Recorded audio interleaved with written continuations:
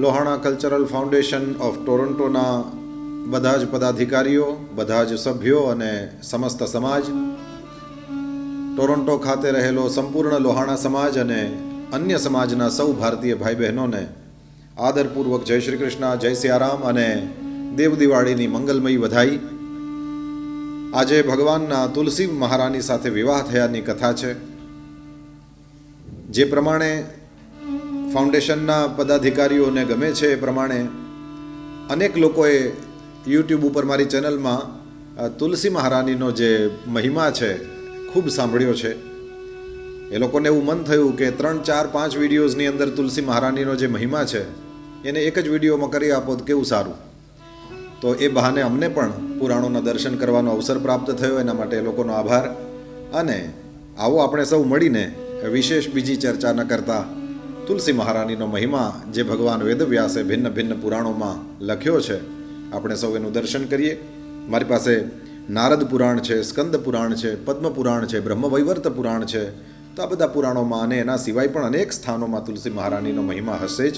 પણ આપણી પાસે જે સમય પ્રાપ્ત છે એની અંદર આપણે સૌ એનું દર્શન કરવાની ચેષ્ટા કરીએ અને તુલસી મહારાનીનો આપણા સૌના ઘરોમાં બિરાજે જ છે. યથાશક્તિ આપણે સૌ એનો લાભ લેવાની કોશિશ કરીશું. તુલસી મહારાનીના ચરણમાં પ્રણામ, ભગવાન શાલગ્રામના ચરણમાં પ્રણામ. એવું કહે છે કે ચાતુર્માસ્યના સમયમાં તો વિશેષ તુલસી મહારાની જો શાલગ્રામ ભગવાનને ચડાવવામાં આવે એના ફળનો કોઈ અંત નથી. કંઈ ન થઈ શકે. કેવલ શાલગ્રામ ભગવાનને ચાતુર્માસ્ય દરમિયાન જે એકાદશીના દાડે પૂરા થાય છે, ચાતુર્માસ્યના આ સમય દરમિયાન શાલગ્રામ ભગવાનને જલથી સ્નાન, એ પછી થોડું અત્તર લગાવીએ અને એ પછી ચંદન કે કંકુથી તિલક કરીએ અને તુલસીજી ધરાવીએ. આટલું જ થઈ શકે તો પણ એના પુણ્યની કોઈ ગણના નથી. ભગવાન શાલગ્રામ અને તુલસી મહારાની એ એકબીજા માટે જ બનેલા છે. એનો વિયોગ ક્યારેય કરાવાતો નથી. આપને ધ્યાન હશે જ, જેના જેના ઘરમાં શાલગ્રામ ભગવાન બિરાજતા હોય એમણે તુલસીનું પાંદડું સીધું ધરાવાય અને શાલગ્રામજીની નીચે પધરાવાય. બીલીપત્ર ઊંધું ચડે એટલે એનો જે સોફ્ટ પાર્ટ છે એ શિવલિંગને અડે એવી રીતે શિવલિંગની ઉપર ચડે, જ્યારે તુલસી શાલગ્રામની નીચે ચડે અને એ સોફ્ટવાળો પાર્ટ છે એના ઉપર શાલગ્રામજી રહે. આ રીતના ધરાવવાના હોય છે. સાંજના સમયે કોઈ પણ દેવતાની તમે ગમે તેટલી સુંદર પૂજા કરી હોય પુષ્પોથી, એ ઉતારવાની હોય છે. ભગવાન મહાદેવ ઉપર પણ બિલીપત્ર પણ રાખવાનું હોતું નથી, સંપૂર્ણ પૂજા ઉતરી જાય. પરંતુ શાલગ્રામ ભગવાનની નીચેથી તુલસી મહારાની, એ તુલસીજીનું પાંદડું તો ત્યારે જ હટે જ્યારે નવું પાંદડું ત્યાં પધરાવો. નવું તુલસીપત્ર જ્યારે પધરાવો ત્યારે જ ત્યાંથી એ તુલસીપત્ર જે ગઈકાલે ધરાવેલું છે એ હટે. આટલો બધો સંયોગ હોય છે શાલગ્રામ ભગવાન અને તુલસી મહારાનીનો. જલંધર નામનો રાક્ષસ કોઈનાથી મરતો નહોતો, દેવતાઓ યુદ્ધ કરે છે. સમાચાર મળ્યા બધાને કે જ્યાં સુધી એની સતી નારી વૃંદા તુલસી, એનું સતીત્વ અખંડ છે ત્યાં સુધી એનો કોઈ વાળ વાંકો નહીં કરી શકે. અને ભગવાન શ્રી હરિએ કપટ કરીને એ વૃંદાનું સતીત્વ નષ્ટ કર્યું છે. જલંધરનું રૂપ લઈને ગયા હતા અને ચારે બાજુ વાજા વાગી રહ્યા છે, લોકો વધાઈઓ આપી રહ્યા છે. વૃંદાને એમ થયું કે આટલી વારમાં મારા પતિ દેવતાઓ પર વિજય પ્રાપ્ત કરીને આવી ગયા. અસુરનું રૂપ લીધેલા ભગવાન વિષ્ણુ એ વૃંદાનો હાથ પકડીને લઈ જાય છે રૂમમાં અને ત્યાં બંને પતિ પત્ની બેસીને વાતો કરતા હોય એવી રીતે વાતો કરે છે. શૈયામાં સૂતેલી પેલી વૃંદા એ પોતાના પતિની ચેષ્ટાઓ જોઈને વિચારવા લાગી કે આ મારો પતિ નથી. તરત જ ઊભી થઈ ગઈ છે અને કહ્યું, કોણ છો? અને ભગવાન શ્રી હરિએ પોતાનું રૂપ બતાવ્યું છે. સતી વૃંદાનું સતીત્વ નષ્ટ કર્યું ભગવાન વિષ્ણુએ, ને ત્યાં સુધીમાં તો પેલા અસુરને એ ખતમ કરવામાં આવ્યો છે. ભગવાન શ્રી હરિએ પોતાનું રૂપ પ્રગટ કર્યું ને પેલી વૃંદા બહુ ખીજાય છે કે પથ્થર દિલ છો, તમને કોઈ સતીની સાથે આવી રીતે વ્યવહાર કરતા પેલું નથી થતું. અને ભગવાન શ્રી હરિએ પેલીએ જે શાપ આપ્યો કે તમે પથ્થર થઈ જશો એ સ્વીકારી લીધો છે.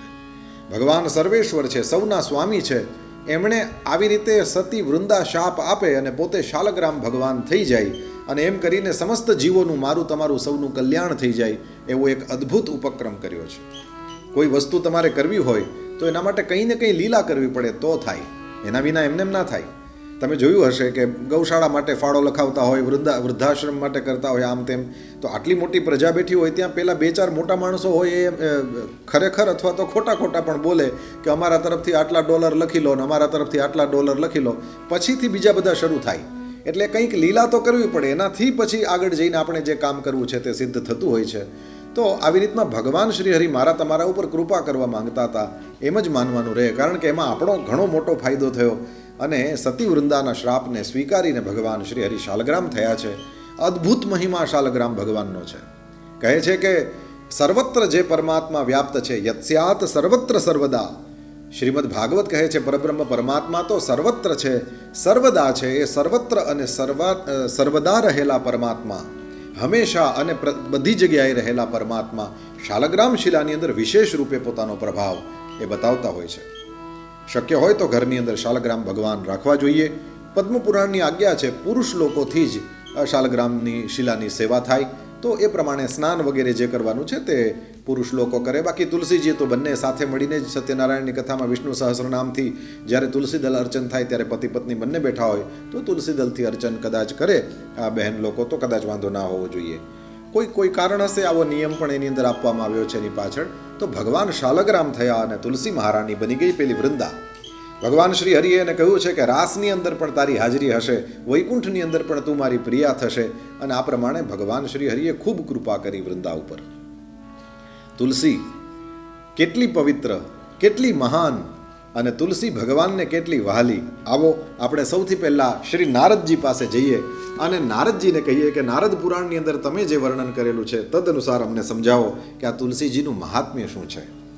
અહીંયા ધર્મરાજ બોલી રહ્યા છે, ધર્મરાજનો સંવાદ બતાવવામાં આવ્યો છે અને ધર્મરાજ કહી રહ્યા છે કે હે રાજન, જે કોઈ વ્યક્તિ તુલસીના મૂળ ભાગની માટી, તુલસીજી જ્યાં જે ક્યારામાં હોય ત્યાં જે માટી હોય એનાથી, ગોપીચંદનથી, ચિત્રકૂટની માટીથી, જ્યાં ભગવાન રામ વનવાસનો મોટા ભાગનો સમય રહ્યા તે ચિત્રકૂટ, ત્યાંની માટીથી, અથવા તો ગંગાજીમાં રહેલી માટી એનાથી કોઈ વ્યક્તિ ઉર્ધ્વપુંડ્ર, આ ઉર્ધ્વપુંડ્ર શબ્દનો અર્થ સમજી લો. ત્રિપુંડ્ર શબ્દ તમારો સાંભળેલો છે. ત્રિપુંડ્ર ભગવાન મહાદેવ જે ભસ્મનું ત્રિપુંડ કરે છે એ આપણા સૌએ સાંભળેલું છે. તો જે આવી રીતે તિલક કરવામાં આવે અને 3 આંગળીઓની અંદર ભસ્મ લઈને કરીએ તો ત્રિપુંડ્ર કહેવાય. એવી રીતે ઉર્ધ્વપુંડ્ર એટલે ઊંચું ઉઠેલું તિલક. શૈવ લોકો છે એ લોકો આવી રીતે આડું તિલક કરે અને વૈષ્ણવો છે તે બધા ઊભું તિલક કરે. તમે અનેક જગ્યાઓમાં જોયું હશે આ સફેદ કલરનું ઉર્ધ્વપુંડ્ર અને વચ્ચે લાલ જે તિલક થાય છે એવું જોયું હશે. આ ઉર્ધ્વપુંડ્ર કહેવાય. તો રામાનુજ સંપ્રદાયનું તિલક, નિમ્બાર્ક સંપ્રદાયનું તિલક, એની અંદર ઊભું તિલક કરે ને વચ્ચે કાળી બિંદી કરે, અથવા તો પુષ્ટિ સંપ્રદાયનું તિલક જેની અંદર ભીના કંકુથી યુ આકારનું ઉર્ધ્વપુંડ્ર કરે, સ્વામિનારાયણ સંપ્રદાયનું તિલક જેની અંદર ચંદનથી ઉર્ધ્વપુંડ્ર અને વચ્ચે લાલ કંકુની બિંદી કરે. આવી રીતે અનેક સંપ્રદાયો, રામાનંદ સંપ્રદાય, આવા અનેક સંપ્રદાયો છે એ બધા વૈષ્ણવ સંપ્રદાયો છે. તો રામાનુજ, વલ્લભ અને મધ્વ, નિમ્બાર્ક આ બધા જ ઇસ્કોનના તમે ભક્તોને જોયા હશે, બધા ચંદનથી તિલક કરે છે, એ પણ ઊભું તિલક છે. આ જેટલા ઊભા તિલક થાય એ બધાને ઉર્ધ્વપુંડ્ર કહે.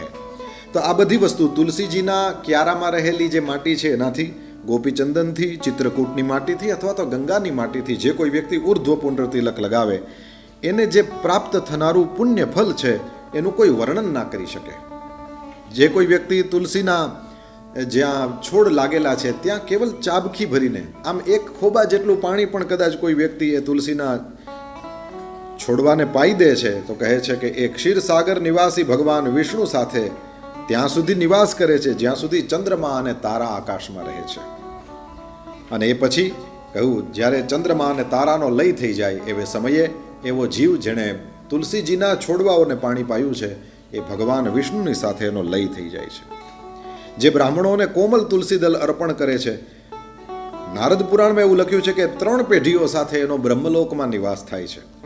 જે કોઈ વ્યક્તિ તુલસી માટે કાંટાની પેલી આડશ બનાવે કે જેનાથી કોઈ પેલું પશુ વગેરે ખાઈ ન જાય તુલસીને, તો એવા વ્યક્તિ માટે થઈ લખ્યું છે કે એવો વ્યક્તિ પણ 21 પેઢીઓ સાથે ભગવાન વિષ્ણુના ધામમાં આનંદનો અનુભવ કરે છે. હે નરેશ્વર, ધર્મરાજ કહે છે હે ભગીરથ રાજા, જે કોઈ વ્યક્તિ તુલસીના કોમલ દલથી, આ દલ શબ્દ આવે એટલે આપણને પુષ્ટિ માર્ગના વૈષ્ણવોને તો કેવું જ ના પડે, એ લોકો તો હંમેશને માટે થઈને તુલસીના 2 પાંદડા જેમાં મળેલા છે એવું 2 પાંદડાવાળું હોય એને દલ કહેવાય. તો એવું જે દલ છે એનાથી જ્યારે કોઈ વ્યક્તિ ભગવાનની પૂજા કરે છે તો કહ્યું એને વિષ્ણુ લોકની પ્રાપ્તિ થાય છે અને એ ત્યાંથી ક્યારેય પાછો નથી આવતો. આવું મહાન ફલ નારદ પુરાણની અંદર ધર્મરાજાએ ભગીરથને બતાવેલું છે. હવે સ્કંદ પુરાણ અંતર્ગત તુલસી મહાત્મ્યના દર્શન કરીએ. આની અંદર બ્રહ્માજી અને નારદજીનો સંવાદ છે. સ્કંદ પુરાણનો વૈષ્ણવ ખંડ અને એની અંદર કાર્તિક માસ મહાત્મ્ય છે, એમાં થોડું તુલસીજીનું વર્ણન છે. અને એની અંદર બ્રહ્માજી કહે છે કે તુલસીજીનું મહાત્મ્ય અત્યંત અદ્ભુત છે. જે કોઈ વ્યક્તિ સ્નાન કરીને પવિત્ર થઈને કોમલ તુલસી દલથી ભગવાન દામોદરની પૂજા કરે છે, નિશ્ચય એને મોક્ષની પ્રાપ્તિ થાય છે.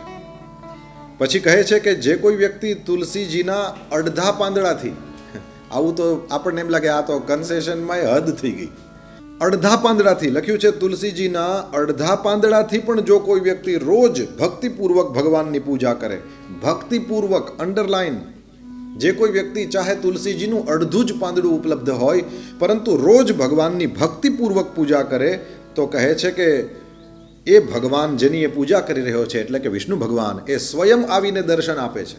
આવું લખ્યું છે.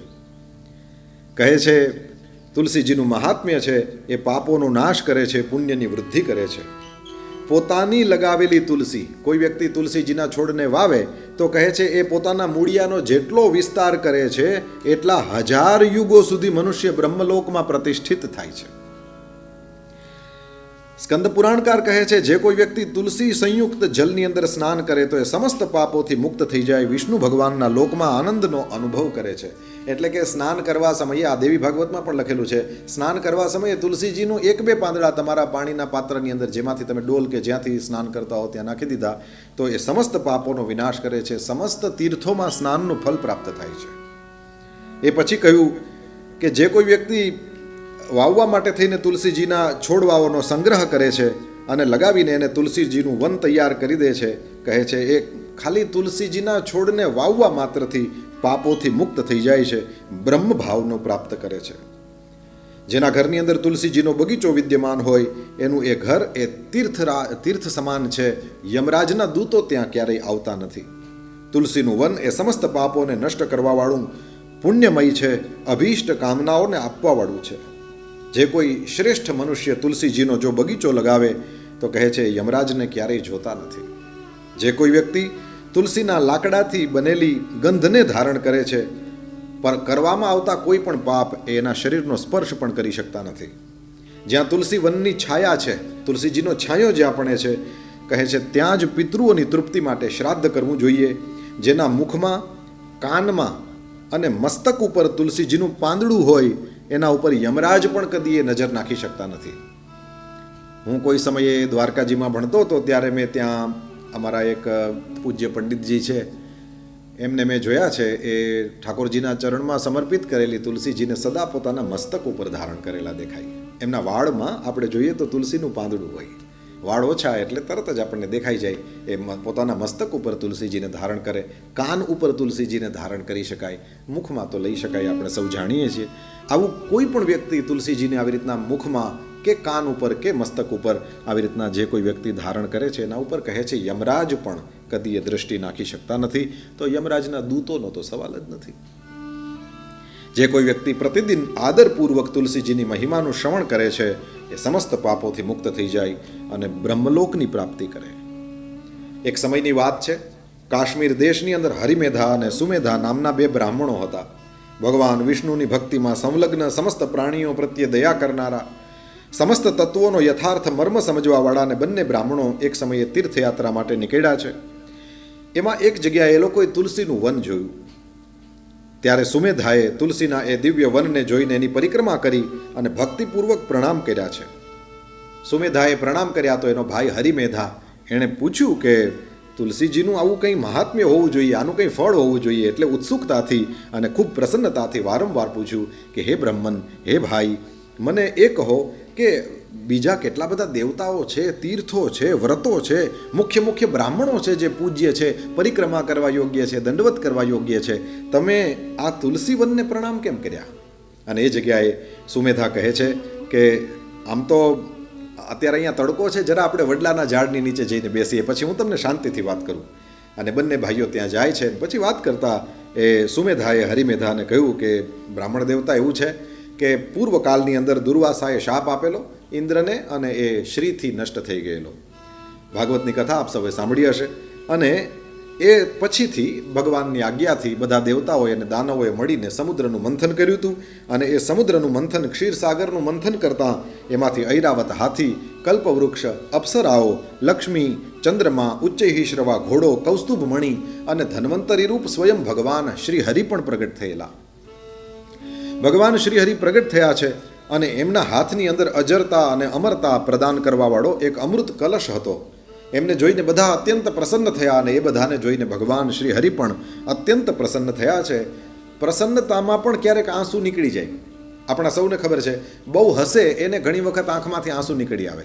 બહુ રડવાનો તો સવાલ જ નહીં, એમાં તો એ વસ્તુ થાય જ છે, આંસુ નીકળે. પણ બહુ આનંદમાં પણ આંખમાંથી આંસુ નીકળે. ભગવાન વિષ્ણુની આંખમાંથી આંસુ નીકળ્યા એવું સ્કંદ પુરાણના આ વૈષ્ણવ ખંડના કારતક માસ મહાત્મ્યની અંદર લખેલું છે કે ભગવાન શ્રી હરિના નેત્રોથી આનંદ આશ્રુની થોડી બૂંદ, થોડા આંસુ એ આનંદના એ નીકળ્યા અને એ પેલો અમૃતનો કુંભ હતો એના ઉપર પડ્યા. અને કહે છે તત્કાલ એનાથી એક ગોળ આકારવાળી તુલસીજી ઉત્પન્ન થઈ. આપ સૌને ખ્યાલ જ હશે, સ્કંદ પુરાણમાં વર્ણન છે, બ્રહ્માજીની આંખમાંથી આંસુ પડ્યું એનાથી આમળા થયા. આમળાનું ફળ પણ ક્યાંય પડેલું હોય, જૂનું આમળાનું ફળ પણ ક્યાંય પડેલું હોય તો પણ એ ઘર પવિત્ર ગણાય છે. અત્યંત મહિમા છે આમળાનો. બ્રહ્માજીની આંખમાંથી આંસુ પડ્યું એમાંથી આમળું થયું છે. ભગવાન વિષ્ણુની આંખમાંથી આંસુ પડ્યું એનાથી તુલસી મહારાણીનું પ્રાગટ્ય છે. અને ભગવાન મહાદેવની આંખમાંથી આંસુ પડ્યું એ રુદ્રની અક્ષ એટલે આંખમાંથી નીકળ્યું છે. એટલા માટે જ એ ગોળ ફળ થઈ ગયા અને એને જ રુદ્રાક્ષ કહે છે. તો બ્રહ્માજીની આંખમાંથી આમળું, વિષ્ણુ ભગવાનની આંખના આંસુમાંથી તુલસી મહારાણી અને શિવજી પાસેથી રુદ્રાક્ષની પ્રાપ્તિ આવી રીતે થઈ છે. આવી રીતના પ્રકટ થયેલી લક્ષ્મીજી અને તુલસીજીને બ્રહ્મા વગેરે બધા જ દેવતાઓએ શ્રી હરિની સેવામાં સમર્પિત કર્યા છે. લક્ષ્મીજી પણ નીકળ્યા હતા સમુદ્ર મંથનમાંથી ને એને પણ ભગવાન શ્રી હરિની સેવામાં સમર્પિત કરવામાં આવ્યા હતા. ભગવાને બંનેને ગ્રહણ કર્યા છે. ત્યારથી તુલસી મહારાણી જગદીશ્વર વિષ્ણુ ભગવાનનું અત્યંત પ્રિય કરવાવાળી થઈ ગઈ. સંપૂર્ણ દેવતાઓ ભગવત પ્રિયા તુલસીજીની વિષ્ણુ ભગવાન સમાન જ પૂજા કરે છે. ભગવાન નારાયણ સંસારના રક્ષક છે અને તુલસી મહારાણી એમની પ્રિયતમા છે. એટલા માટે થઈને આ સુમેધા હરિમેધાને કહે છે કે મેં પ્રણામ કર્યા. એ પછીથી સ્કંદ પુરાણના આ વૈષ્ણવ ખંડમાં જ માર્ગશીર્ષ માસનું મહાત્મ્ય છે. જેમ કારતક માસ મહાત્મ્ય છે એમ માગશર મહિનાનું પણ મહાત્મ્ય બતાવેલું છે. અને એની અંદર એવું કહેવામાં આવ્યું છે કે જે કોઈ વ્યક્તિ તુલસી કાષ્ઠથી ઘસેલું ચંદન, આ એક વસ્તુ સમજવા જેવી છે. પ્રસિદ્ધ શ્લોક છે, તમે સાંભળ્યો હશે. કસ્તુરી તિલકમ લલાટ પટલે વક્ષઃ સ્થલે કૌસ્તુભમ નાસાગ્રે વરમૌક્તિકમ કરતલે વેણુકરે કંકણમ સર્વાંગે હરિચંદનમ સુલલિતમ કંઠે ચ મુક્તાવલી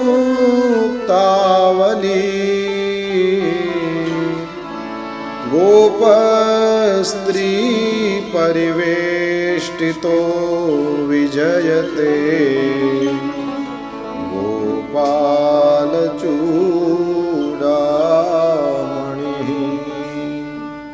આમાં એક લાઈન છે, સર્વાંગે હરિચંદનમ. આ હરિચંદન છે એ કોઈ વસ્તુનું નામ નથી. સામાન્ય ચંદન જ હરિચંદન થઈ જાય. ક્યારે? મલુકપીઠ વૃંદાવનવાળા પૂજ્ય દ્વારાચાર્ય શ્રી રાજેન્દ્રદાસજી મહારાજજી પાસેથી સાંભળ્યું. મહારાજજી કહે છે કે तुलसी का पत्ता जब चंदन घिसते हो तो उसमें तुलसी का पत्ता घिस दो, हो गया हरिचंदन. તુલસીનું પાંદડું ચંદનની સાથે ઘસી નાખવાનું. જેમ આપણે કેસરને ઘસી નાખીએ અને કેસર એની અંદર બિલકુલ લેપ બની જાય, એક પેસ્ટ બની જાય એની, એવી રીતે તુલસીનું પાંદડું પણ ઘસાય. એનાથી પેલા ચંદનમાં જે ચંદન તો પીળાશ જેવું હોય એમાં હરિતિમાં લીલાશ આવી જાય. અને તુલસીનું જે સૂકું કાષ્ઠ છે, કોઈ વ્યક્તિ એને ઘસે, અહીંયા લખ્યું છે તુલસી કાષ્ઠ કા ઘીસા હુઆ ચંદન, એનો અર્થ થયો તુલસીનું જે સૂકું કાષ્ઠ છે એને પણ તમે ઓરસિયા ઉપર ચંદન ઘસો છો એવી રીતે ચંદનના લાકડાને ઘસાય એમ તુલસીના કાષ્ઠને પણ ઘસી શકાય, અને એ જે ચંદન છે એ ભગવાન શ્રી હરિને સમર્પિત થાય. તો સ્કંદ પુરાણનો આ વૈષ્ણવ ખંડ એવું કહે છે, અને એની અંદર સ્વયં શ્રી ભગવાન એવું કહે છે કે જે કોઈ વ્યક્તિ તુલસી કાષ્ઠનું ઘસેલું ચંદન મને અર્પણ કરે છે એના 100 જન્મોના સમસ્ત પાપોને હું ભસ્મ કરી દઉં છું. એક વખતમાં, એવું નહીં કે આખો જન્મ કરીએ ત્યારે 100 જન્મના પાપ નષ્ટ થાય. એક જ વખત જેણે માગશર મહિનામાં તુલસી કાષ્ઠનું ઘસેલું ચંદન પરમાત્માને સમર્પિત કર્યું, ભગવાન વિષ્ણુને શાલગ્રામ ભગવાનને સમર્પિત કર્યું, એવા વ્યક્તિના 100 જન્મોના પાપોનો વિનાશ થઈ જાય છે. આપણને એમ થાય પાપોનો વિનાશ થઈ જાય તો આપણામાં આમ કંઈ ફેર તો પડતો નથી. બહુ ફેર પડે. એક આખું બોર્ડ લખેલું હોય સ્કૂલના છોકરાઓને આમાં વધારે ખબર પડે, ટીચિંગના લાઇનમાં હશે એને ખબર પડે, ને બાકીના લોકો થોડું સ્મરણ કરે તો એને પણ ખબર પડી જશે. આખું બોર્ડ લખેલું છે ચોકથી, કંઈ ને કંઈ લખેલું છે. હવે તમારે એમાં નવું લખવું છે તો સુવિધા ક્યારે થશે કે જૂનું લખેલું છે ભૂંસી નાખો તો. કેમ કે હવે એનો ઉપયોગ નથી, હવે નવું લખવાનું છે. તો તમારે નવું જે લખવાનું છે ક્લાસમાં છેક છેલ્લે બેસેલા છોકરાને પણ બરાબર દેખાય, એના માટે થઈને તમારે સાફ કરવું જ પડે. જો એ સાફ ન થાય તો નવું લખેલું છે, નહીંતર લખી શકો પણ વંચાય નહીં બરાબર. એમ તમારે નવા પુણ્ય કરવા હોય અને તમારે કંઈ સત્કર્મ કરવું હોય તો આવશ્યક છે કે તમે પાછળનું છે એ બધું જ કર્મ ભૂંસી નાખો, અને એ જો નષ્ટ થઈ જાય તો પછી નવું તમે હરિનામ લો છો. એમાં તમને જે આનંદ આવે છે, એની અંદર જે તમને શાંતિ અને સુખનો અને તૃપ્તિનો અનુભવ થાય છે એ વધારે થાય. એટલા માટે થઈને પણ આ પાપોનો વિનાશ કરવો એ પોતાની રીતે અત્યંત આવશ્યક છે. અને કંઈક બરાબર જ હશે ને એટલે તો ભગવાન ખુદ કહે છે કે પાપોનો વિનાશ એ આનું ફળ છે. ભગવાન શ્રી હરિ કહે છે, કેતકીના પાન અને ફૂલ, ભૃંગરાજ, તુલસીનું પાંદડું અને ફૂલ, આ બધું જ મને અત્યંત પ્રિય છે અને મને જલ્દી પ્રસન્ન કરે છે. આપ સૌએ જોયું જ હશે, તુલસીના માંજરમાં, હું તમને બતાવું, તુલસીના માંજરમાં ઉપર એ સફેદ ફૂલ થાય, અને એની અંદર પણ પાછા ઉપર જુઓ તો એક પીળા કલરની પેલી આખી કર્ણિકા, ને એકદમ સરસ લાગે. શ્રી રાજેન્દ્રદાસજી મહારાજને હમણાં આપણે યાદ કર્યા, આપની પાસેથી મેં એક બીજી વસ્તુ પણ સાંભળી. કહે છે કે એ ફૂલમાં કંઈ સુગંધ હોય છે. મેં તો એકદમ નાકની નજીક લઈ જઈને કોશિશ કરી હતી, મને તો કંઈ ગંધ ના આવી, પણ એવું કહે છે કે એ ફૂલોમાં જે સુગંધ હોય છે શ્રી રાધાજીના શ્રી અંગમાં એવી જ ગંધ આવે છે. એટલા માટે ભગવાન શ્રી હરિને તુલસી મહારાની ખૂબ પ્રિય છે. એમને શ્રી સ્વામિનીજીનું સ્મરણ થાય છે. તો તુલસીનું પાન ભગવાન શ્રી હરિ કહે છે મને અત્યંત પ્રિય છે, તુલસીનું ફૂલ પણ મને અત્યંત પ્રિય છે. ભગવાન શ્રી હરિ કહે છે, જે કોઈ વ્યક્તિ તુલસીની મંજરીઓથી મારી પૂજા કરે છે એને મોક્ષની પ્રાપ્તિ થાય છે. કેવલ તુલસીના પાનથી નહીં, તુલસીના માંજર હોય એ પણ ભગવાનને ધરાવી શકાય. એનાથી પણ જે કોઈ વ્યક્તિ પૂજા કરશે તો મોક્ષની પ્રાપ્તિ થશે એવું કહે છે. જે કોઈ વ્યક્તિ તુલસીનો છોડવો વાવીને એના પાંદડાથી મારી પૂજા કરે છે, કહે છે મારું નિવાસ સ્થાન છે શ્વેત દ્વીપમાં, ત્યાં નિવાસ કરે અને આનંદનો અનુભવ કરે છે. જે કોઈ વ્યક્તિ તુલસી દલથી પ્રતિદિન લક્ષ્મીપતિ એવા મારી પૂજા કરે છે, એવા વ્યક્તિના મહાન પાપો પણ નષ્ટ થઈ જાય. તો પછી જે સામાન્ય પાપો છે એનો તો સવાલ જ નથી. વાસી ફૂલ અને વાસી પાણી એ પૂજા માટે ઉપયોગમાં ન લેવાય, આવું કહેવાય છે. વાસી ફૂલો નહીં, ગઈકાલે ઉતારી લીધેલું ફૂલ છે આજે પૂજામાં ઉપયોગ ન થાય. ગઈકાલનું ભરેલું પાણી એમને પડ્યું હોય તો એ ન ઉપયોગ થાય. એ દરરોજ નવું પાણી એ આપણે કૂવામાંથી, બોરવેલમાંથી, જ્યાંથી આવતું હોય ત્યાંથી લેવું જોઈએ. તો ભગવાન અહીંયા એમ કહે છે કે વાસી ફૂલ ને વાસી પાણી એ પૂજા માટે વર્જિત છે, પરંતુ તુલસી દલ અને ગંગાજલ એ વાસી હોય તો પણ કદી એ વર્જિત ગણાતા નથી. ગંગાનું પાણી ગમે તેટલું જૂનું, એ જૂનું પાણી ગણાતું નથી, એ વાસી પાણી ગણાતું નથી.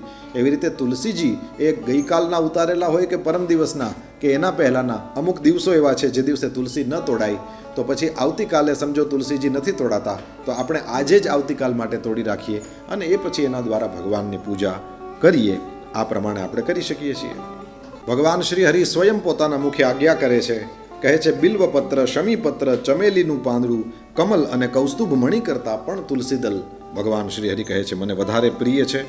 જેના પાંદડા તૂટેલા ન હોય અને જે મંજરી સાથે હોય એવી તુલસી તો ભગવાન શ્રી હરિ કહે છે મને લક્ષ્મી સમાન પ્રિય છે. જેવી રીતના વદ અને સુદ બંને પક્ષની એકાદશી એ ભગવાનને પ્રિય છે, બસ એવી જ રીતે ગૌર અને કૃષ્ણ એ બંને પ્રકારની તુલસી ભગવાન કહે છે મને પ્રિય છે. કૌસ્તુભ વગેરે અસંખ્ય રત્નો ત્યાં સુધી જ ગર્જના કરે છે જ્યાં સુધી શ્યામ તુલસીની શ્યામ મંજરી પ્રાપ્ત નથી થઈ જતી. શ્યામ તુલસી હોય અને એની અંદર પણ માંજર લાગે, એ ભગવાનને અત્યંત પ્રિય છે. કહે છે જે કોઈ વ્યક્તિ મારી પૂજા માટે માંગવાવાળાને તુલસી દલ આપે છે અને અન્ય ભક્તોને પણ તુલસી દલ અર્પણ કરે છે, એ મારા અવિનાશી ધામની અંદર જાય છે. હવે પદ્મપુરાણ અંતર્ગત તુલસી મહાત્મ્યના દર્શન કરીએ, જે તમે લોકોએ સૌથી વધારે સાંભળેલું છે અને પાછળના કોઈ પણ વિડીયોઝમાં સાંભળેલું હોય એના કરતાં કંઈક વિશેષ જ આ વખત શોધીને આપની સામે રાખવાની ચેષ્ટા છે. પદ્મપુરાણની અંદર પાતાલ ખંડ છે. ગીતા પ્રેસથી જ પ્રગટ થયેલું આ પદ્મપુરાણ, અને એના પાતાલ ખંડની અંદર આપણને તુલસી મહાત્મ્ય પ્રાપ્ત થાય છે. અહીંયા સ્વયં મહાદેવ તુલસીજીનું મહાત્મ્યનું વર્ણન કરે છે અને કહે છે કે જે કોઈ વ્યક્તિ તુલસીના પાંદડા અને ફૂલ સાથે જે માળા તુલસીજીની બને, એમાં પાંદડા પણ હોવા જોઈએ, મંજરી પણ હોવી જોઈએ, એના ફૂલો પણ હોવા જોઈએ, આવી તુલસીની માળાને કોઈ વ્યક્તિ ધારણ કરે છે તો કહે છે ઉસકો ભી વિષ્ણુ ही समझना चाहिए, એને સાક્ષાત વિષ્ણુ ભગવાન જ સમજવો જોઈએ. આનો મતલબ થયો કે તુલસીના પાંદડાવાળી માળા મનુષ્યથી પહેરી શકાય છે.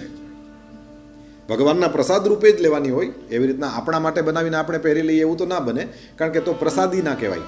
પણ પ્રસાદી માલા, અને એટલા માટે આપણે ત્યાં તો નિયમ જ હતો ને, આખો દિવસ ઠાકોરજીના શ્રીકંઠમાં જે માલાજી ધરાવેલી છે એ માળાઓને કચરામાં નહોતા ફેંકી દેતા.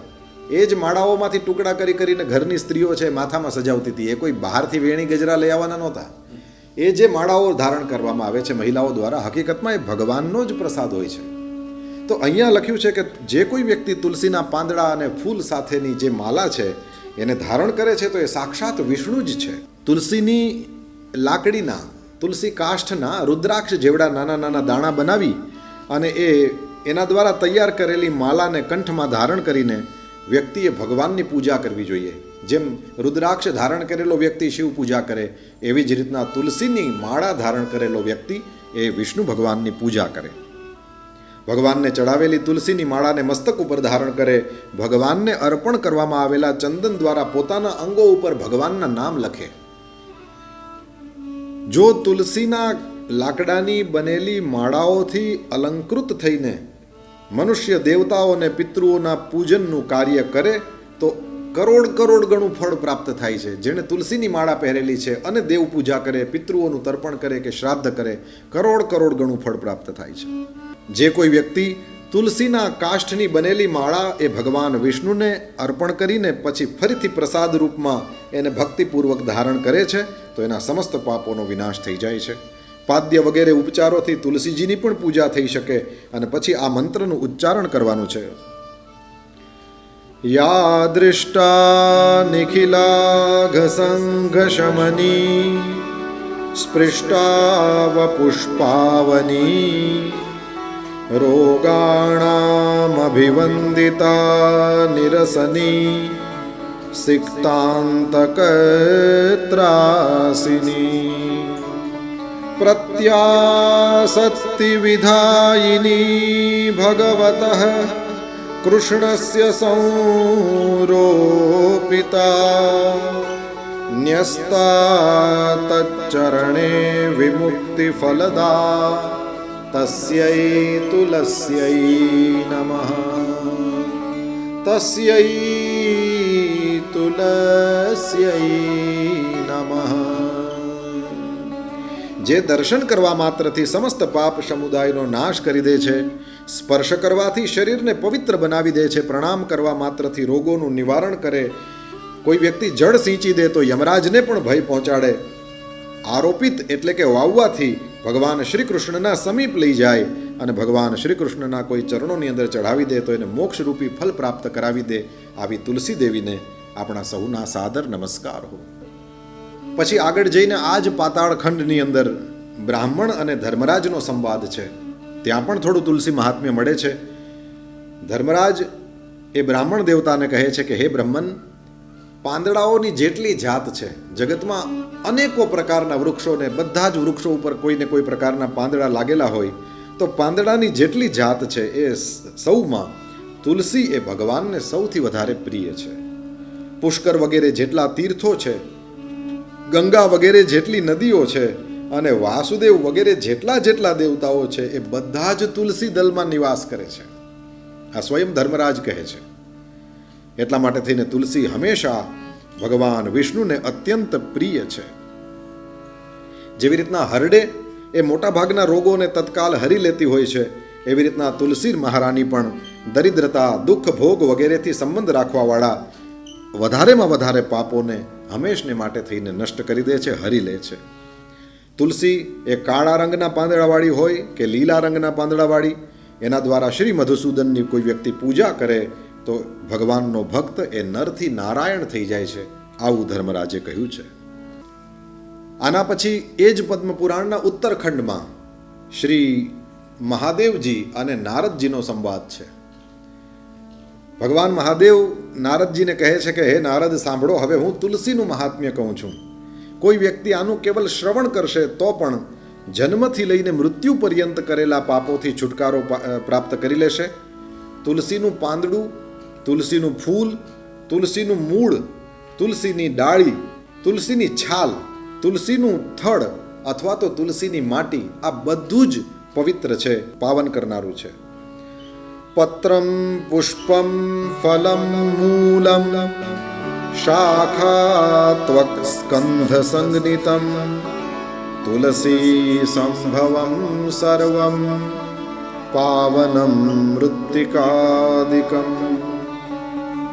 હવે ભગવાન મહાદેવ અહીંયા શરીર શાંત થઈ જાય પછીથી જે દાહ ક્રિયા થાય એની અંદર તુલસીનું મહાત્મ્ય બતાવે છે. આપણા સૌ માટે બહુ જ કામનું છે.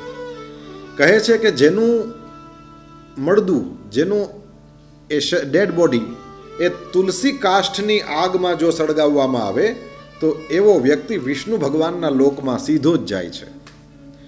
મરેલો માણસ એણે ગમે તેવા મહાન પાપ કર્યા હોય તો પણ તુલસીના લાકડાની અગ્નિથી જો એના દેહનો દાહ સંસ્કાર કરવામાં આવે તો એ મહાન પાપ કરનારો વ્યક્તિ પણ શુદ્ધ થઈ જાય છે.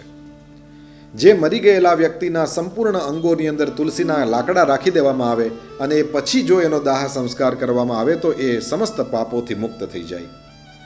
જેના મૃત્યુના સમયે શ્રી હરિનું કીર્તન અને સ્મરણ કરવામાં આવે તથા તુલસીજીની લાકડી સાથે જેના શરીરનો દાહ કરવામાં આવે એનો ફરીથી જન્મ ન થાય, એનો મોક્ષ થઈ જાય છે.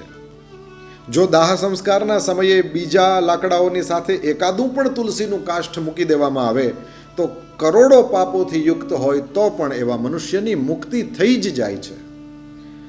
યદ્યેકમ તુલસી કાષ્ઠમ મધ્યે કાષ્ઠસ્ય તસ્ય હિ દાહ કાલે ભવેન મુક્તિ કોટિ પાપયુતસ્ય ચ. આના ઉપરથી આપને સમજાયું હશે કે કોઈ વ્યક્તિનો દાહ સંસ્કાર થાય ત્યારે આટલા બધા તુલસીના કાષ્ઠ કે જેનાથી માણસનું શરીર એ શાંત થઈ જાય, બિલકુલ બરાબર રીતે એનો દાહ સંસ્કાર થઈ જાય, શક્ય નથી. કેટલા તુલસીના કાષ્ઠ જોઈએ આપ વિચારો. પરંતુ આ છૂટ આપી દીધી ભગવાન મહાદેવે, કહ્યું કે બીજા કોઈ પણ કાષ્ઠ હોય, કારણ કે સ્મશાનમાં જ્યાં લાકડાથી દાહ સંસ્કાર થાય છે ત્યાં લાકડું જોઈને આપણને થોડી ખબર પડે કે આ શેનું લાકડું છે. એટલા માટે થઈને ગમે તેવા પવિત્ર અપવિત્ર ગમે તે વૃક્ષના લાકડા હોય, પરંતુ એમાં આ અત્યારના જે સમય આપણે હમણાં પાછળ જોયો એમાં તો પૂછો જ નહીં, એ તો વર્ણન કરવા જેવું જ નથી. પરંતુ મને તો જ્યાં જ્યાં અવસર મળે છે, અમે જ્યારથી વાંચ્યું છે ત્યારથી લગભગ 2016થી હું આ વસ્તુને વાંચ્યા પછીથી આપ સૌની સાથે શેર કર્યા પછીથી હંમેશા ક્યારેય પણ સ્મશાનમાં જવાનો અવસર આવે, ઘરમાં તુલસીજીના સુકાઈ ગયેલા છોડને કદીએ ફેંકી ન દેવા, એ તુલસીજીના કાષ્ઠ ઘરની અંદર રાખી મૂકો. ક્યારેય પણ કોઈ પણ સમયે કોઈની પણ સ્મશાન યાત્રામાં જવાનું થાય એની સાથે આપણો કેવો સંબંધ છે કે નથી કાંઈ લેવા દેવા નહીં, પણ જ્યારે એનું શવ છે, એનું મળદું છે, જ્યારે બિલકુલ એના દાહ સંસ્કાર માટે થઈને ત્યાં મૂકવામાં આવે, અથવા તો હવે તો ઇલેક્ટ્રિક સ્મશાનો પણ થયા, એમાં પણ જ્યારે એ મળદું જાય એવે સમયે છેલ્લે યાદ રાખીને એની સાથે તુલસી કાષ્ઠ પધરાવી દેવું. એ આપણા કોઈ જન્મના સગા ન થતા હોય તો એ કાંઈ વાંધો નહીં, ભગવાન મહાદેવના વચન ઉપર આપણે વિશ્વાસ રાખીએ.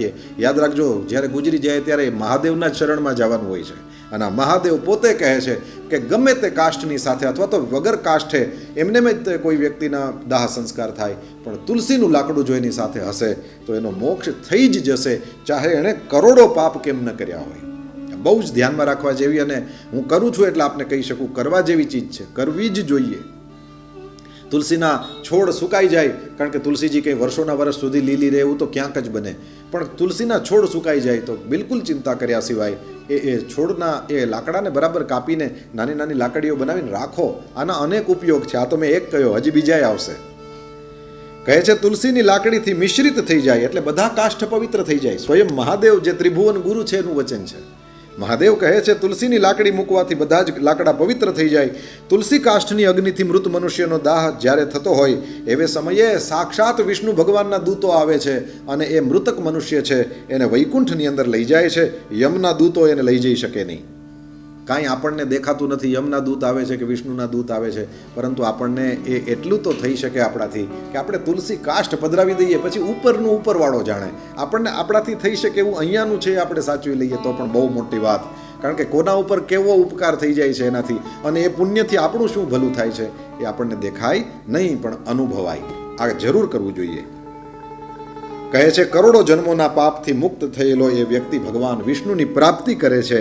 જે કોઈ વ્યક્તિ તુલસી કાષ્ઠની અગ્નિમાં સળગાવવામાં આવે એને વિમાન ઉપર બેસીને વૈકુંઠમાં જતા જોઈને દેવતાઓ એના ઉપર પુષ્પાંજલિ ચડાવે છે.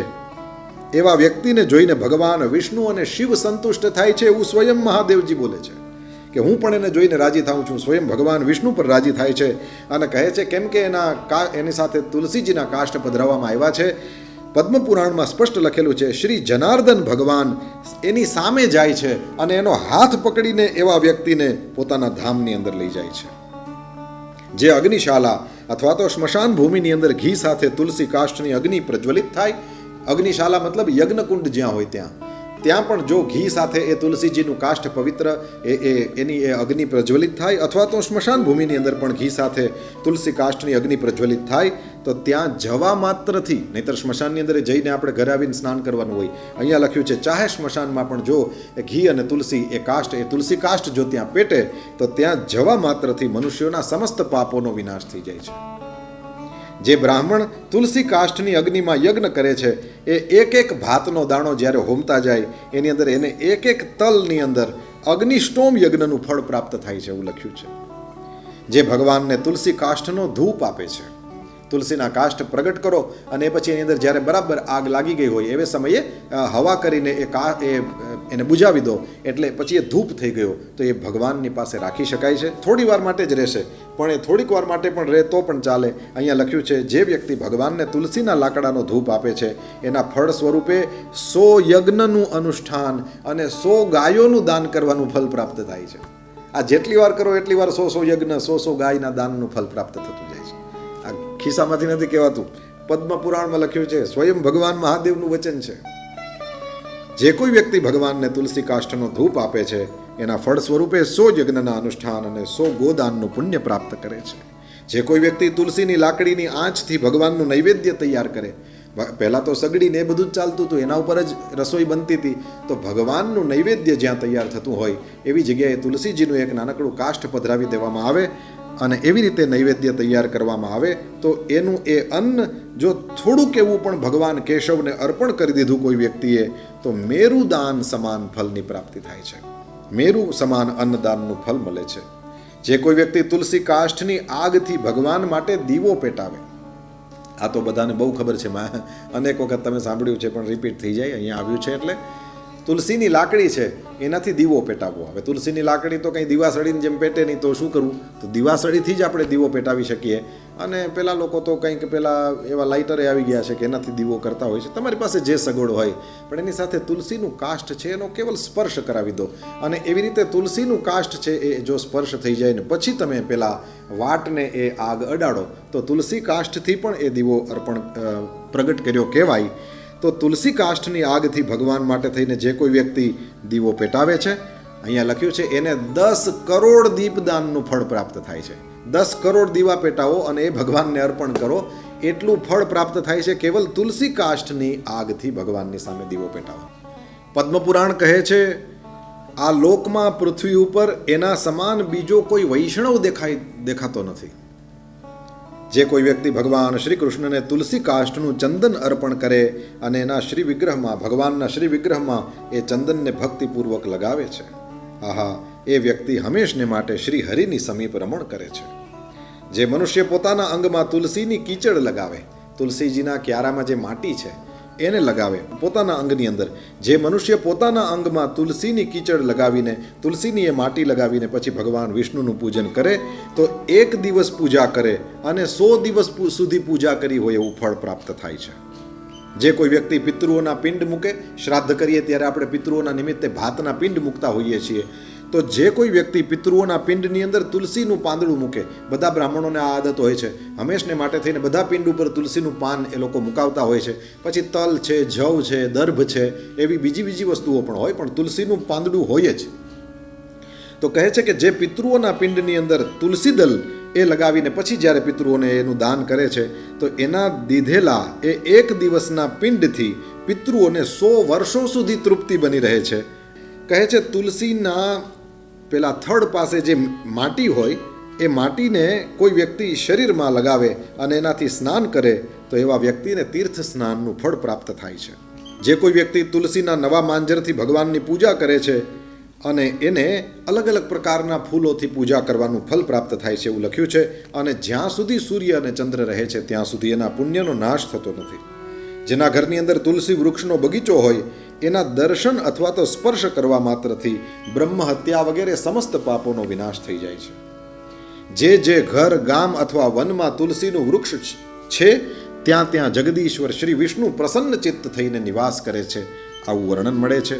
એ ઘરમાં ક્યારેય દરિદ્રતા ન રહે, એ ઘરની અંદર ક્યારેય પણ પોતાના સગાવાલાઓથી વિયોગ થતો નથી. જ્યાં તુલસી વિરાજમાન હોય છે ત્યાં દુઃખ નહીં, ત્યાં ભય નહીં, ત્યાં રોગ નહીં. આમ તો તુલસી સર્વત્ર પવિત્ર માનવામાં આવી છે, પરંતુ જ્યાં પુણ્ય ક્ષેત્ર છે ત્યાં તો એ વિશેષ પવિત્ર મનાઈ છે.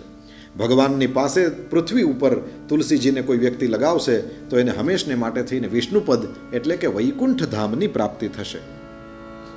તુલસી દ્વારા ભક્તિપૂર્વક પૂજિત થયેલા શાંતિકારક ભગવાન શ્રીહરિ એ ભયંકર ઉત્પાતો, રોગો અને અનેક દુર્નિમિત્તોનો પણ નાશ કરી નાખે છે.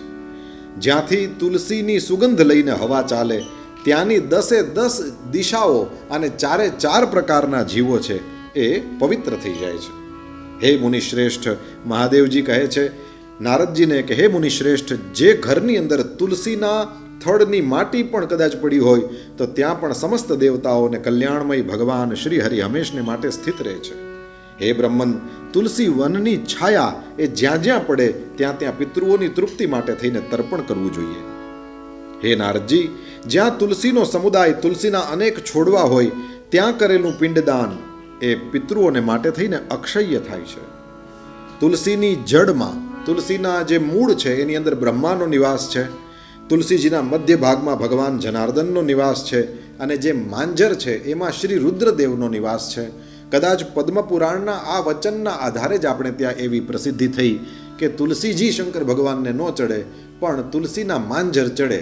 હકીકતમાં મેં સ્પષ્ટ વાંચ્યું છે અને અનેક વખત આપ લોકોની સાથે શેર પણ કર્યું છે, તુલસીના પાંદડા પણ ભગવાન મહાદેવ ઉપર જરૂર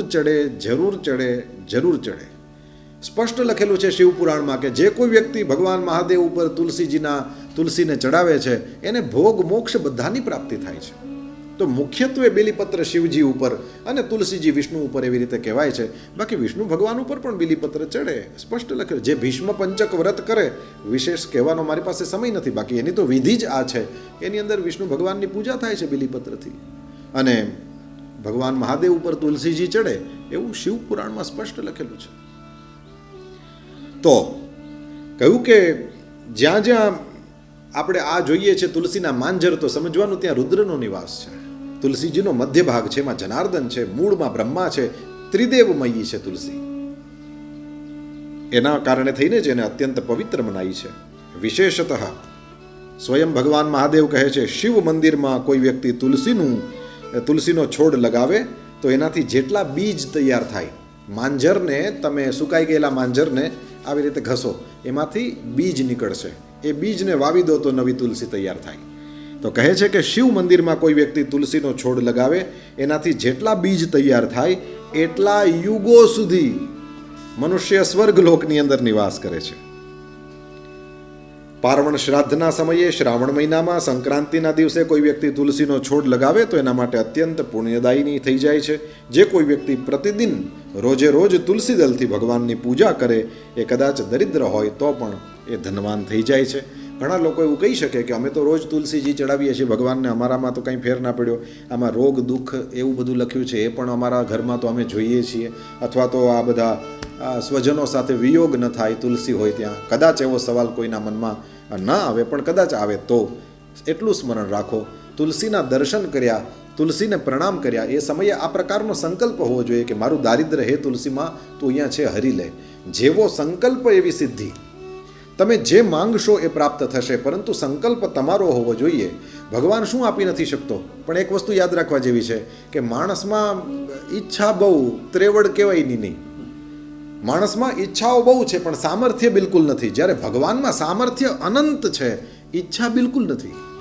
એટલે જેની અંદર બિલકુલ ઈચ્છા નથી એની અંદર તમારે ઈચ્છા જગાવવી પડે. ગોપીઓને રાસ કરવો તો એટલે ભગવાને રાસ કર્યો છે, આ યાદ રાખવા જેવું છે. ગોપી ઈચ્છે છે કે હું આજે સરસનું માખણ બનાવી રહી છું, આજે બહુ સરસ માખણ બન્યું છે, આજે જશોદાનો લાલો મારે ત્યાં આવીને માખણ ખાય તો બહુ સારું. આ સંકલ્પ ગોપીનો છે, એટલા માટે થઈને કૃષ્ણ ત્યાં આવે છે ચોરી છુપીથી અને માખણ ખાય છે. પૂજા સમયે આવું કંઈ પણ કરો એવે સમયે તમારા સંકલ્પનું બહુ જ મહત્વ છે. સિદ્ધિ સંકલ્પ અનુસાર જ મળશે. એટલે તુલસીની પાસે દીવો કરવા સમયે તમે કીધું અમારું દારિદ્ર્ય હરી લો માં, તો એ તુલસી તો ત્યાં સર્વત્ર એટલા માટે જ છે કે તમારું દારિદ્ર્ય હરી લે. બસ કેવલ પ્રાર્થના કરો ને તમે રીતસર અસરો જોશો. કારણ કે તમે તમારા માટે પ્રાર્થના કરશો એવે સમયે તો તમારી પ્રાર્થના હૃદયથી થયેલી પ્રાર્થના હશે અને એનું ફલ જરૂર મળશે.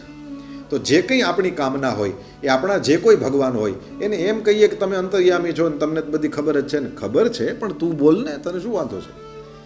પરમાત્મા શ્રી હરિ મારીને તમારી ઈચ્છા જાણે, પછી એને પૂરી કરવામાં વાર લાગે નહીં. ઈચ્છા કરે મન માહી, હરિ કૃપા સે દુર્લભ નાહી. તો પરમાત્માની પાસે એ પ્રકારનો સંકલ્પ કરવો જોઈએ. અનેક પ્રકારનું ફલ આનાથી પ્રાપ્ત થઈ શકે. આવું પદ્મપુરાણની અંદર વિસ્તૃત બતાવવામાં આવ્યું છે. હવે આપણે બ્રહ્મવૈવર્ત પુરાણની અંદર જઈએ અને એના પ્રકૃતિ ખંડની અંદર તુલસી મહાત્મ્ય છે એના દર્શન કરીએ. આમ તો બહુ બધું છે, કેટલું કહી શકાય, પરંતુ હજી થોડું આપણને જેટલું આ ધ્યાનમાં આવે એ પ્રમાણે આપણે થોડું આ વર્ણનનું શ્રવણ કરીએ ને એ બાદ એનાથી મળતા લાભને લેવાની ચેષ્ટા કરીએ. અહીંયા શંખચૂડ અને તુલસી એ બંનેની વાત છે. કોઈ જગ્યાએ જલંધર અને વૃંદા એની વાત છે. તો અહીંયા પેલી વૃંદા તુલસી એ ભગવાનને શાપ આપે છે, પછી ભગવાન શ્રી હરિ એના ઉપર કૃપા કરે છે અને કહે છે કે તું તારું આ શરીર છોડી દે, તું દિવ્ય દેહ ધારણ કર અને મારી સાથે રહીને આનંદ કર. લક્ષ્મીની સમાન તારે પણ હંમેશા મારી સાથે રહેવાનું. તારું આ જે શરીર છે એ નદીના રૂપમાં પરિણત થઈ જશે અને એનું નામ પડશે ગંડકી. અને એ પવિત્ર નદી પુણ્યમય ભારત વર્ષની અંદર મનુષ્યોને ઉત્તમ પુણ્ય દેવાવાળી થશે. એ ગંડકી નદીમાં જ જે પથ્થરો છે, જેને પેલા કીડાઓ અલગ અલગ રીતે એની અંદર આકારો બનાવી દે છે, એને જ આપણે શાલિગ્રામ ભગવાન કહીએ છીએ. અલગ અલગ પ્રકારના શાલિગ્રામ ભગવાનનું વર્ણન પણ એ શિલામાં કેવું ચિહ્ન હોય તો એનું શું નામ થાય એ પ્રમાણે અગ્નિપુરાણમાં વિશેષ વર્ણન પ્રાપ્ત થાય છે. અને એ સિવાય બીજા પુરાણોમાં પણ પ્રાપ્ત થાય છે કે ભગવાનની જે 24 મૂર્તિઓ છે એ કઈ રીતે છે. તો એ શાલિગ્રામ ભગવાન એ ગંડકી નદીમાંથી જ પ્રાપ્ત થાય છે. કહે છે ભગવાન શ્રી હરિએ પેલી તુલસીને વરદાન આપ્યું છે અહીંયા બ્રહ્મવૈવર્ત પુરાણ અનુસાર કે તારો આ કેશ કલાપ એટલે તારા જે આ લાંબા વાળ છે એ પવિત્ર વૃક્ષ બની જશે. તારા કેશથી ઉત્પન્ન થનારી હોવાને કારણે થઈને જ તું તુલસી છે, એટલે જ પેલું વૃક્ષ થશે, એનું નામ થશે તુલસી. તુલસીના વાળથી, તુલસીના કેશથી થયેલું વૃક્ષ છે એનું નામ થશે તુલસી. અને પછી કહ્યું કે ત્રણેય લોકોની અંદર દેવતાઓની પૂજાના કામમાં આવવાવાળા જેટલા પણ પાંદડા અને ફૂલો છે એમાં સૌથી વધારે તુલસી તું પ્રધાન માનવામાં આવશે. સ્વર્ગલોક, મર્ત્યલોક, પાતાળ, વૈકુંઠલોક સર્વત્ર તું મારી નજીક રહેશે. હે સુંદરી, તુલસીના વૃક્ષો એ સમસ્ત પુષ્પોની અંદર શ્રેષ્ઠ થાવ. અને પછી વૃંદાવન અને ભૂલોક અને બીજી બધી જગ્યાઓની અંદર પણ તુલસી મહારાણીને રહેવા માટે ભગવાને આજ્ઞા કરી છે.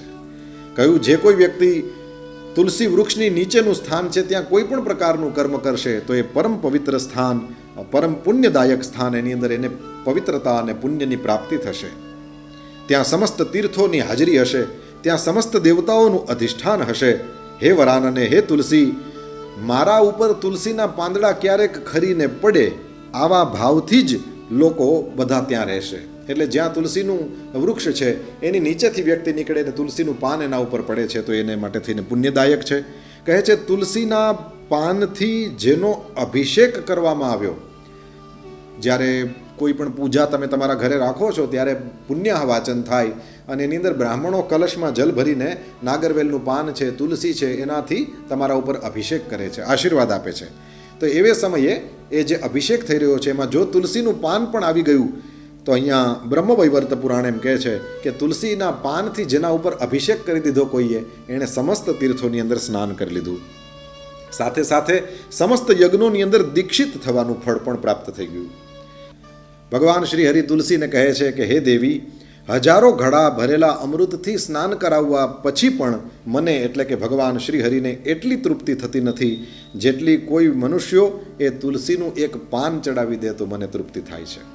હે પતિવ્રતે, 10,000 ગાયોના દાનથી મનુષ્યને જે ફળની પ્રાપ્તિ થાય એ જ ફળની પ્રાપ્તિ તુલસીનું પાન ચડાવી દેવાથી થાય છે. મૃત્યુના સમયે મુખમાં જેને તુલસી પત્ર નહીં, તુલસી પત્ર જેમાં પડ્યું છે એવું પાણી એ પણ કોઈને પ્રાપ્ત થઈ જાય તો એ સમસ્ત પાપોથી મુક્ત થઈ જાય, ભગવાન વિષ્ણુના લોકમાં ચાલ્યો જાય છે. જે કોઈ વ્યક્તિ નિત્ય ભક્તિપૂર્વક તુલસીનું જલ ગ્રહણ કરે, જેમાં તુલસી પડી છે એવું જલ, એ તુલસી જલ છે, એને કોઈ વ્યક્તિ ગ્રહણ કરે તો એ વ્યક્તિ જીવન મુક્ત છે. આપ સૌને ખ્યાલ જ છે, ભગવાનના કોઈ પણ મંદિરમાં જાશો ત્યાં જો ચરણામૃત આપશે તો એની અંદર તમે તુલસીના પાન જોશો. એટલે ભગવાનને સ્નાન કરાવેલું જલ છે એમાં પણ તુલસીના પાન છે. અને એ ચરણોદકને આપણે જ્યારે લઈએ છીએ, એ ચરણામૃતને લઈએ છીએ ત્યારે આપણે એ તુલસીના જલને ગ્રહણ કરીએ છીએ. તો કોઈ વ્યક્તિ નિત્ય પ્રતિ ભક્તિપૂર્વક આ તુલસીના જલને ગ્રહણ કરે એ વ્યક્તિ જીવન મુક્ત છે, એને ગંગા સ્નાનના ફલની પ્રાપ્તિ થાય છે.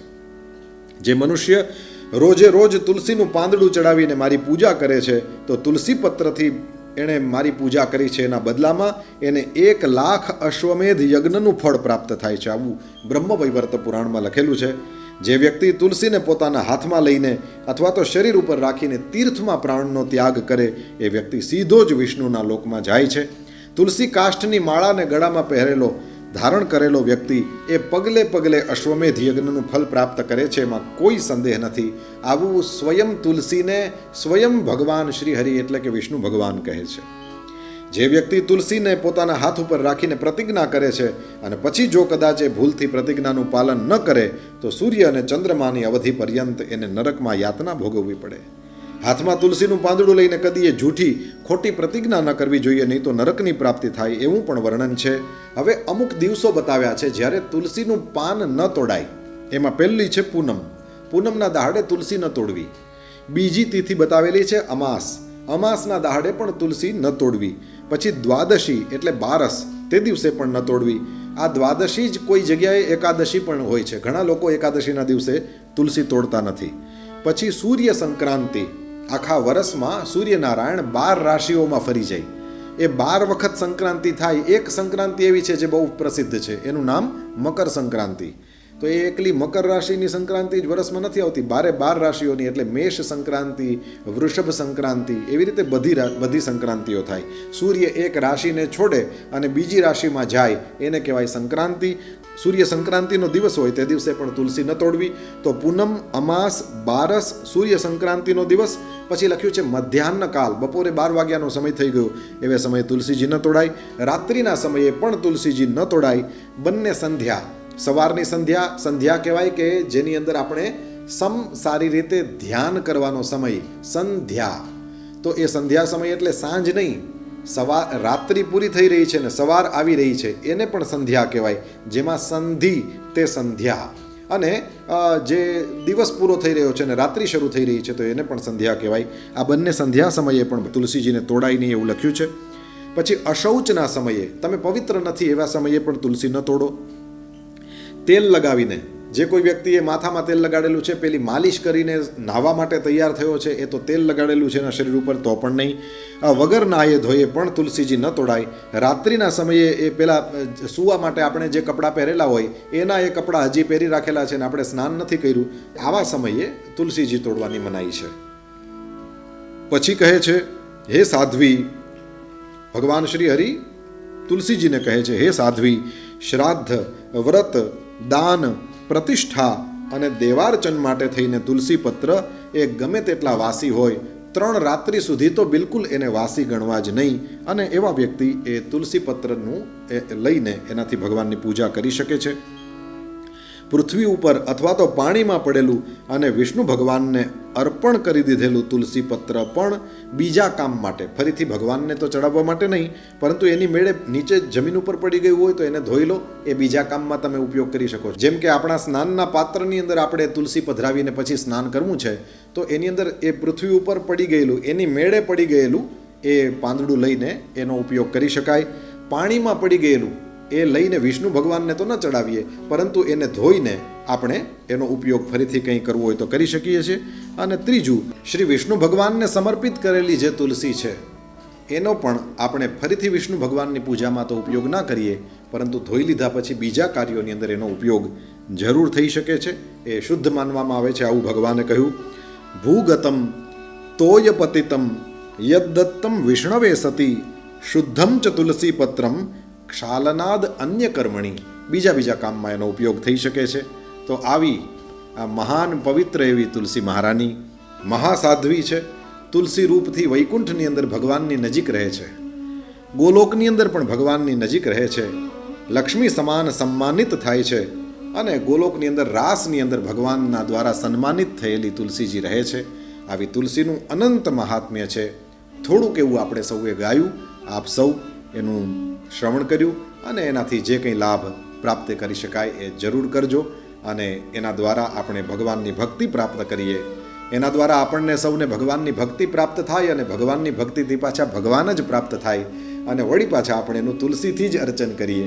આવી મંગલમયી કામના આપ સૌને આદર સાથે. જય શ્રી કૃષ્ણ. સૌને પ્રેમથી પ્રણામ.